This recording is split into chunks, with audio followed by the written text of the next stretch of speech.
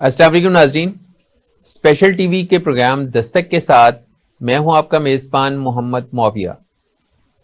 ناظرین، آج ہماری مہمان ہیں ایک بہت ہی وائبرنٹ اور کمپیٹنٹ پاکستانی خاتون، جنہوں نے دنیا بھر میں اپنی قابلیت سے نام کمایا۔ میری مراد کمل چیمہ سے ہے۔ آج وہ ہمارے ساتھ اسٹوڈیو میں موجود ہیں۔ السلام علیکم جی کمل چیمہ، کیسی ہیں آپ؟ الحمدللہ۔ اچھا، یہ بتائیے کہ پوری دنیا میں آپ نے ظاہر ہے کہ ایک نام کمایا اور بڑا چرچا آج کل آپ کا، اور آپ نے جو اس وقت ایک بہت بڑا کام کیا مائی امپیکٹ میٹر کے حوالے سے، اس پہ ہم بعد میں بات کریں گے۔ پہلے آپ یہ بتائیے کہ آپ نے اپنے کیریئر کا آغاز کہاں سے کیا تھا؟ میں نے اپنے کیریئر کا آغاز کیا تھا، ایک کمپنی ہے ملٹی نیشنل ہے، اس کا نام ہے سسکو۔ یہ ایک $160 بلین کی کمپنی ہے۔ ٹاپ جو 50 کمپنیز ہیں دنیا کی، اس میں اس کا شمار ہے۔ تو وہاں سے میں نے I started as an engineer, اور وہاں سے میرا کیریئر اسٹارٹ ہوا۔ اور کیسے پھر آپ ڈیولپ ہوتے اور گرو کرتے کہاں تک پہنچی آپ؟ سسکو میں نے اسٹارٹ کیا تھا ان ایمسٹرڈیم، اور اس کے بعد that was a really amazing programme, کیونکہ وہاں پہ ہم نے جو سسکو نے وہاں پہ 130 لوگوں کو 59 ڈفرینٹ کنٹریز سے جمع کیا تھا ایک پروگرام کے لیے۔ تو وہاں پہ اس پروگرام میں میری سلیکشن ہوئی۔ That was my first kind of start. تب میں ایک ایسوسیٹ سسٹم انجینئر تھی۔ وہ کافی اچھا ایکسپیرینس تھا، کیونکہ وہاں پہ کہہ رہی ہوں نا، جیسے 60 ڈفرینٹ کنٹریز کے لوگ تھے۔ تو now I know somebody from like those 60 countries of the world۔ تو اس کے بعد پھر میں نے کچھ عرصہ پاکستان میں بھی کام کیا۔ سسکو میں بہت سارے ڈفرینٹ رولز کیے۔ پہلے انجینئر تھی ڈفرینٹ ٹیکنالوجیز کے ساتھ، پھر اس کے بعد سیلز کی طرف آ گئی۔ پھر موسٹ ریسنٹلی میں سڈنی میں تھی، اور میرا رول تھا گلوبل اکاؤنٹ ڈائریکٹر، اور گلوبل رول تھا، تو اس میں کافی زیادہ ٹریول تھا دنیا میں۔ اچھا، آپ کے پیرنٹس تو ڈاکٹر ہیں؟ جی، میرے دونوں پیرنٹس ڈاکٹر ہیں۔ تو عموماً ڈاکٹروں کے بچے تو ڈاکٹر ہی بنتے ہیں، تو آپ کو ڈاکٹر بننے کا خیال کیوں نہیں آیا؟ میرے والد صاحب بہت زیادہ چاہتے تھے کہ میں ڈاکٹر بنوں، مگر as I was growing up تو میں نے دیکھا تھا کہ دونوں بہت بزی ہوتے ہیں، اور اسپیشلی کیونکہ میری امی گائنیکالوجسٹ تھیں، اور بچے اپوائنٹمنٹ لے کے تو دنیا میں آتے نہیں ہیں، کبھی رات 3 بجے کبھی رات 4 بجے جا رہی ہوتی تھیں۔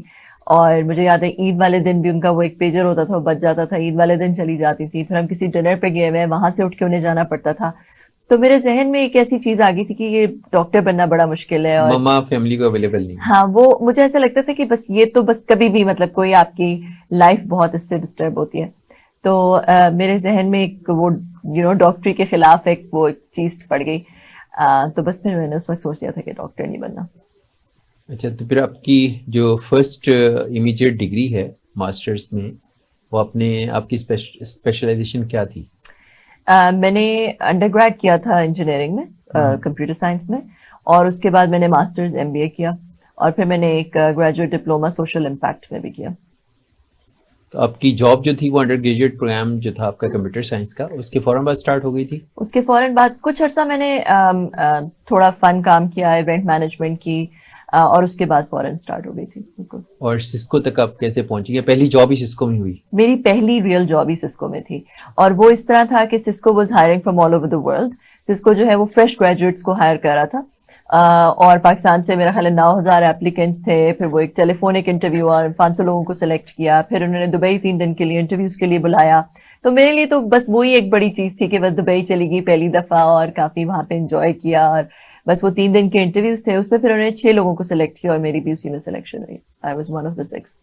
صحیح۔ اور پھر آپ کو سسکو کے تھرو ہی دنیا کے مختلف ملکوں میں جانے کا موقع ملا؟ جی بالکل۔ پھر میں ایمسٹرڈیم اسی پروگرام کے ساتھ ایمسٹرڈیم چلی گئی، اس کے بعد کچھ عرصہ پاکستان کام کیا، پھر میں ڈفرینٹ ریجنز میں کام کرتی رہی، اس کے بعد پھر میں سڈنی موو ہو گئی، پھر سڈنی میں بہت عرصہ رہی، پھر گلوبل رول مل گیا، اور گلوبل رول کے ساتھ پھر اوبیسلی گلوبل رول تھا تو I travelled quite a lot. Madam یہ بتائیے کہ آپ کی سسکو میں جو پروفیشنل ڈیولپمنٹ ہے وہ ورٹیکل ہے یا ہاریزونٹل ہے؟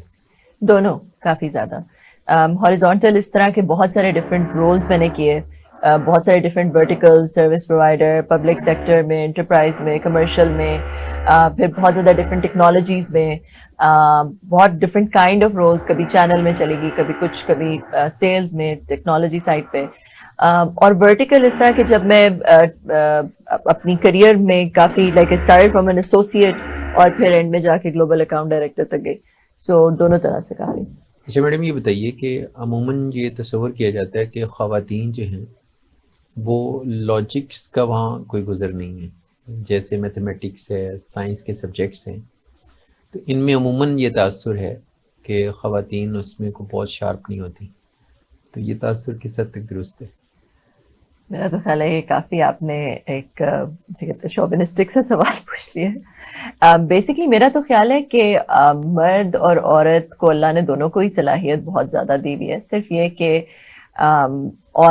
عورتوں کو اس طرح کا موقع نہیں ملا، اور یہ ایک ہیسٹی جنرلائزیشن جسے ہم لاجیکل فیلسی کہتے ہیں.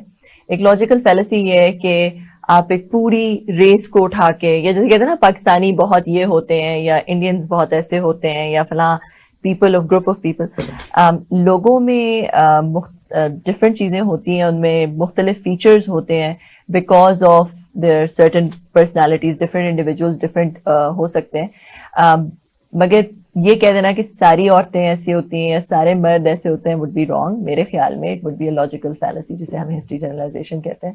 آئی تھنک اور بہت ساری آپ نے ہسٹری میں بھی پڑھا ہوگا اور دیکھا ہوگا، اور آج کل کی عورتوں کی اچیومنٹس، عورتیں اب تو اسپیس میں بھی چلی گئیں، بہت بڑی بڑی میتھمیٹیشینز رہ چکی ہیں، بہت بڑی بڑی سائنٹسٹ رہ چکی ہیں. میری Curie has won a Nobel prize as well being a woman. تو اس نے کافی اپنا نام سائنس میں کافی روشن کیا. تو آئی ڈونٹ تھنک کہ یہ انسان کی اپنی ذاتی صلاحیت پہ ڈپینڈ کرتا ہے. عورت یا مرد ہونے سے لاجیکل ہونا یا نہ ہونے سے کوئی فرق نہیں پڑتا، مگر ہماری سوسائٹی میں یہ ضرور ایک تاثر ضرور ہے اور یہ بائس ضرور ہے.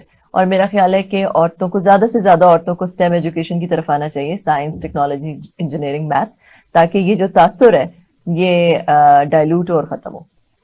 اور جو ایڈمنسٹریٹو پوزیشنز ہیں اس حوالے سے بھی ایک تاثر تو ہے نا کہ خواتین جو ہیں وہ اچھی ڈیسیژن میکرز چونکہ نہیں ہوتی یا بہت جذباتی ہوتی ہیں، تو انہیں ٹاپ ناچ سیٹس پہ نہیں بٹھانا چاہیے، کیونکہ وہ کریٹیکل کنڈیشنز میں یا کریٹیکل سچویشنز میں وہ ڈیسیژنز بہتر نہیں کر سکتی.